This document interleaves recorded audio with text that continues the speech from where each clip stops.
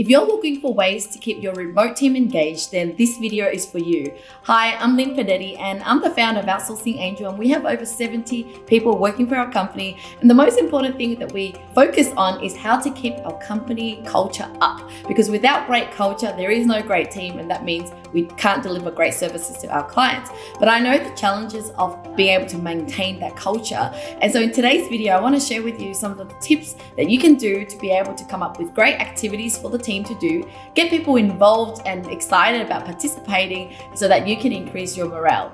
Now, as you can see right now, I'm wearing my sports clothes because I'm about to participate in our first Fit Jam session. So this is a virtual personal training session where we're going to be conducting for our team in the Philippines.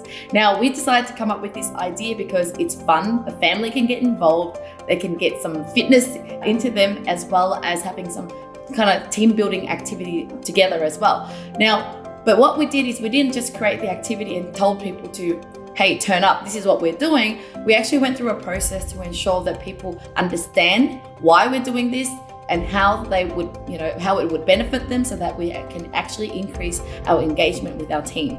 Okay, so since it's important, it's also important to get the input from the people that you're trying to serve. So regularly at Outsourcing Angel, we would always do surveys. We would always try to get input and information from our team to see what they want. How do you think the company is going? What innovations or improvements do you think we could take?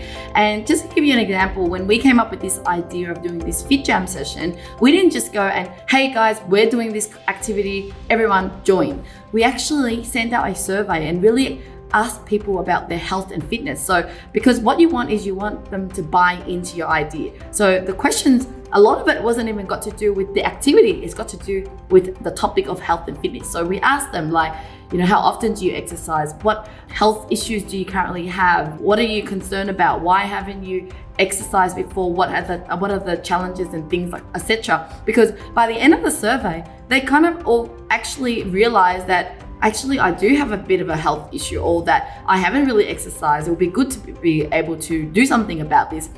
And then at the end of the survey, we're actually suggesting a solution. Hey, how would you feel like if we are conducting a fun activity where you can get fit and have fun at the same time? And how would you feel if you could just do this once a week or whatever?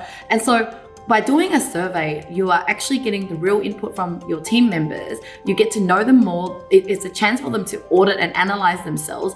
And then it allows them to, by doing it, actually see the benefit in the activity that you're trying to do. And so the reason why sometimes companies can't get participation and engagement is that they're throwing the idea at the people rather than getting them to understand the correlation between the problem with the solution or the idea that you're having. So I highly recommend, whatever you're trying to do, always create some sort of survey and show to your team member that your input matters.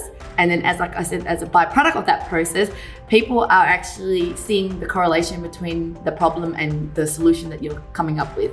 Now, my number one tip for you is that put some care and effort in team building. So this is just as important as your marketing effort, your sales effort. Team culture is just as important. You should almost have someone responsible for thinking of ideas to, for new activities and monitoring how the team is feeling and putting care in every member. So for example, when someone's birthday is coming up or someone's going through a hard time, we have someone that's always thinking about ideas on how to actually make someone's day. And so the number one thing I wanted to say is that put as much importance in this activity, because when you're building a team, you're building a remote team, the bigger you get, the more important it is to have a team that's productive, effective. And so culture is very important just as much as the marketing and sales department. Now, my other tip for you is that when it comes to building a great company culture, it has to be genuine and authentic. What I mean by that is you as an employer needs to show that you truly care about their happiness, because doing team activity here and there isn't going to really solve the problem. It's the everyday effort and the way you show your love to them is what they're going to believe whether you are genuinely caring about their happiness. Because sometimes people think, okay, it's like in a relationship where they go, okay, I'm going to start going on dates with my partner. Then every other day they're rude to their partner, they're not grateful, they're not complimenting their partner and expecting that going on a few dates is going to change everything.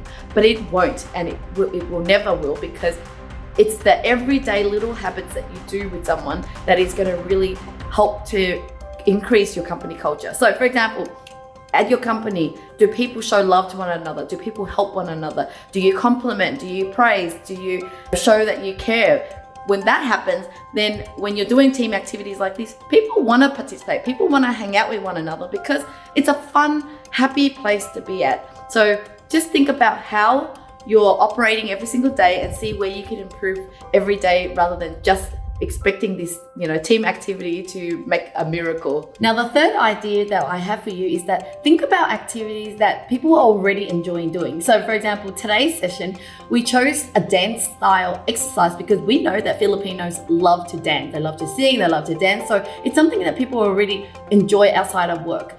And we have other tournaments such as playing game like Among Us, playing League of Legends and making it a competition as a team building activity. And so these are the things that people already do outside of work, and we're just trying to implement that into the business and create a team activity around that. So think about ways that you can kind of bring in something people are already doing and into the company so that there's less of a gap between, okay, what is this kind of thing that you're trying to get us to do versus something that is already familiar. And so all we're wanting people to do is participate. It's like, hey, why don't you do this instead of doing it personally at home, just on your own? Why don't you do it with the team? So this is how you can kind of get the momentum in and more people participating in the activity. Okay guys, so what I'm going to do next is I'm going to show you behind the scene of what happens on this Fit Jam session. So it's going to be 10:30 a.m. Australian Sydney time, which will be 8:30 a.m. for the people in the Philippines. And we're expecting families to join. And so we're going to have a virtual personal trainer. His name is Jono and he owns a company called DIYPT. He's actually my personal trainer as well. I take his program every other day. And so he's going to be doing this on Zoom. And we're going to have all the different families joining in, and we're going to have a 30-minute session of dance and exercise. So I'm going to take you behind the scene of how it's going to look like, how it's going to feel like, and I'll share the results with you soon. So we're about to join the virtual dance class, and my kids are joining us as well. And the VAs are coming from the Philippines over. Woo! Give me a high five. Yeah, high five. Yeah. Thumbs up if you can hear me. Give me a thumbs up if you can hear me. Yep, Lynn can hear me. Yep, Wendy can hear me. Yep, thank you. Side to side. Move on. Love it. 10 seconds. 10 seconds. Yeah, let's guys. Couple more. Yeah. If you don't have any support, just go and sit. I sip a drink. Yeah, sip a drink. That's it. Like hello. Sipping a hello. Yeah. Oh, so it's like a line dance.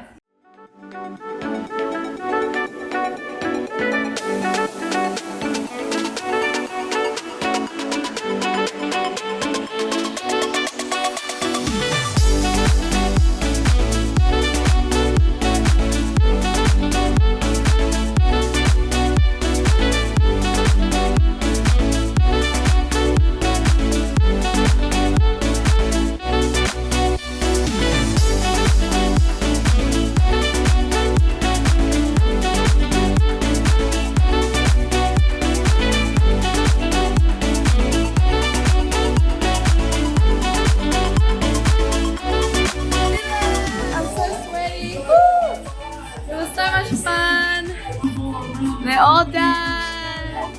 Woo! We did it! Bye!